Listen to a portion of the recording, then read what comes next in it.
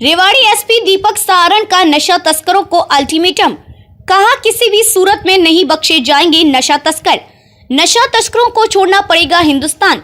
लगातार की जा रही कड़ी कार्रवाई, जमीनी स्तर पर भी दिखाई दे रहा है इसका प्रभाव। साइबर फ्रॉड पर अंकुश लगाने के लिए रेवाड़ी पुलिस ने कसी कमर। अक्टूबर माह में चलाया जाएगा विशेष साइबर जागरूकता पखवाड़ा। रेवाड़ी एसपी ने कहा जिले में चलाया जाएगा विस्तृत अभियान। एसपी ने कहा फ्रॉड होने पर टोल फ्री नंबर 1930 का करें प्रयोग। साइबर अपराधी को पकड़ने के अलावा फ्रॉड रोकने में भी मिलेगी मदद। कहा साइबर फ्रॉड से बचने के लिए जागरूकता बड़ा हथियार। जानकार बनकर लोगों को ठगी का शिकार कर रही हैं साइबर अपराधी। साइबर फ्रॉड का सबसे बड़ा कारण साइबर जागरूकता की कमी। मेवात की नूह में एक बार फिर से साइबर गिरोह की सक्रियता पर भी दिया जवाब। कहा हरियाणा पुलिस लगातार कर रही है कार्रवाई। कहा साइबर फ्रॉड में सख्त सजा का प्रावधान। वीडियो कॉल कर लोगों को फंसाने के सवाल पर कहा कॉल आने के बाद तुरंत 1930 पर कॉल कर दी जानकारी। जिला सचिवालय स्थित अपने कार्यालय में पत्रकारों से रूबरू हुए। का नशा जिससे युवा काफी प्रभावित हो रहा है, तो उस कदम भी कोई विशेष कदम उठाए जाएंगे?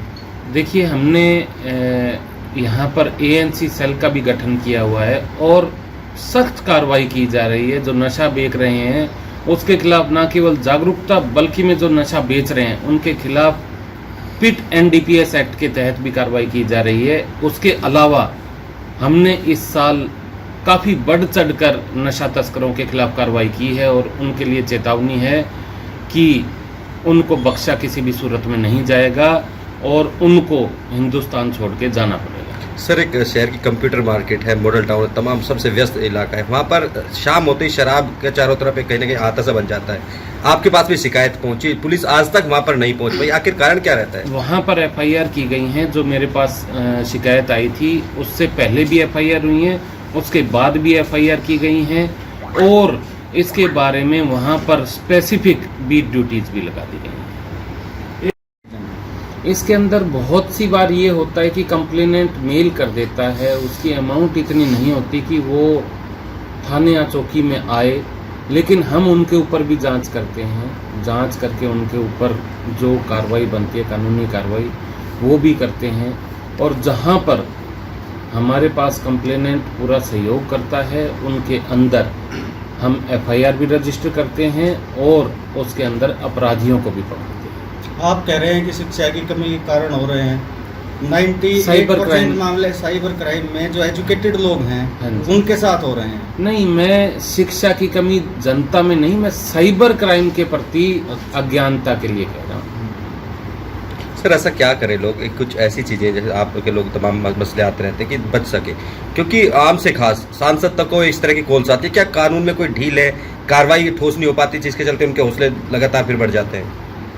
देखिए, इसके अंदर सख्त सज़ा का प्रावधान है और साइबर क्रिमिनल, जैसे मैंने कहा, यदि कोई व्यक्ति अपनी पर्याप्त सुरक्षा नहीं करता, अपने डिवाइस को प्रोटेक्शन नहीं करता या अपना पासवर्ड स्ट्रॉन्ग नहीं बनाता या कोई चीज़ ऐसी डाउनलोड कर लेता है जो कि नहीं करनी चाहिए, तो उसके शिकार बनने के चांस ज़्यादा बढ़ जाते हैं।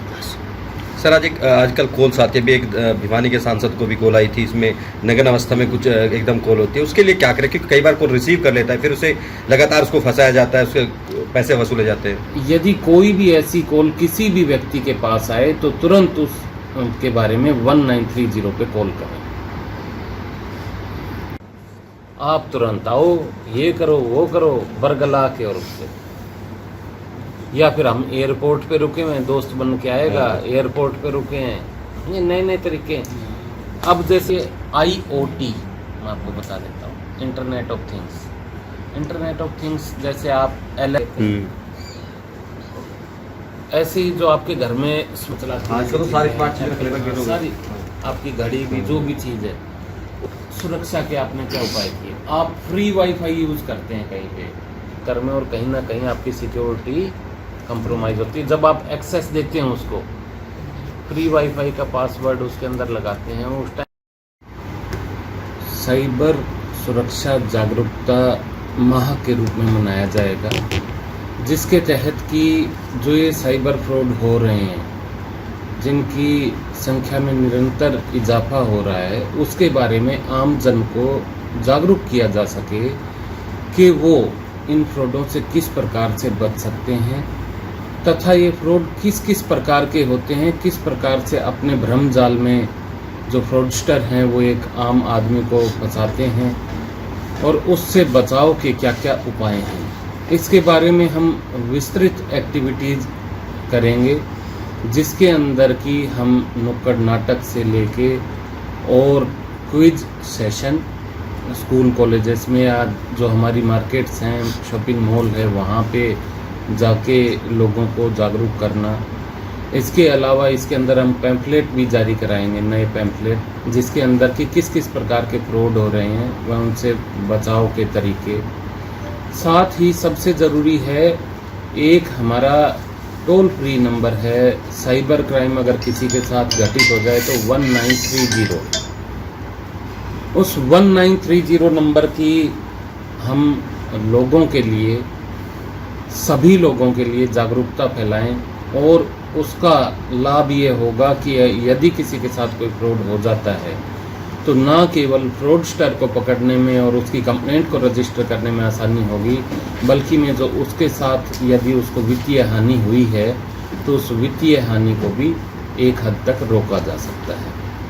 हमारा यही उद्देश्य रहेगा कि हम अपनी पब्लिक को, जिनकी हम सेवा करते हैं, उनको साइबर फ्रॉड से समय रहते जागरूक कर सकें और उनको किसी भी प्रकार के फ्रॉड से बचा सकें।